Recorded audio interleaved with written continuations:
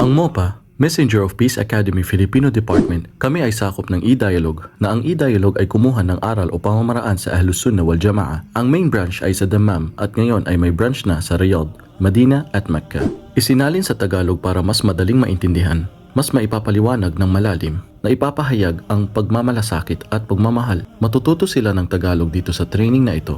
Sa mga hindi Tagalog, katulad ng mga taga Visayas at Mindanao, mga kapatid natin born Muslim, sinadyang ginawa ito para sa ating mamamayang Pilipino. Sa bawat batch ay mayroong group sa Facebook page ng MOPA. Magkahiwalay ang lalaki at babae, trainees. Dito ipapasa ng mga trainees ang kanilang certificate. Sa group nagkakaroon ng pagkilala sa bawat trainees. Kung taga saan sila sa Pilipinas, born Muslim ba or balik Islam. Nalalaman kung anong natives na salita tulad ng Bisaya, Ilocano at iba pa. Kabutihan ng online class. Una, ito ay online na pagsasanay para matuto ng da'wa. Alam natin na ang mga tao ngayon ay nasa social media na. Lahat may cellphone na at may internet, gamit lang ang iyong cellphone na kahit anong brand basta may internet connection.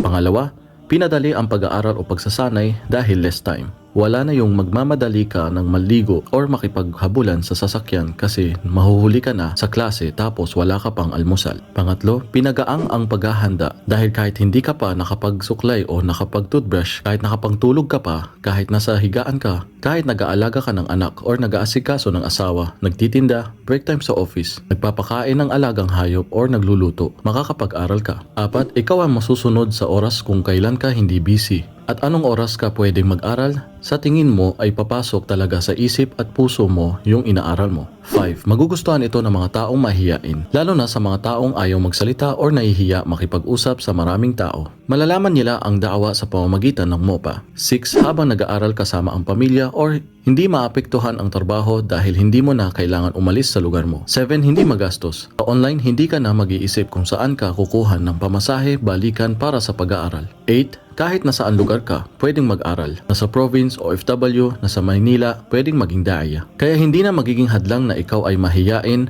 para maging daya. Pwede kang gumamit ng ibang pangalan para dawahan ang mga mahal mo sa buhay. Kaibigan, kaklase, or kapitbahay. Ito ang gawain na iniwan ng mga mensahero at hinihiling natin sa Allah na tayo ay gamitin niya habang nandito pa tayo sa mundo. Nais natin mapabilang sa mga gawain ng mga mensahero. Ang oras ay napakabilis na. Ang buwan parang linggo na lang at ang linggo parang araw na lang. Kaya huwag na natin sayangin ang mga araw at oras natin. Mag-aral na tayo kung paano maging isang daya. Maraming salamat sa panonood at huwag kalimutan i-follow at i-like ang FB page ng MOPA Academy. Pakishare ito. Maraming salamat po.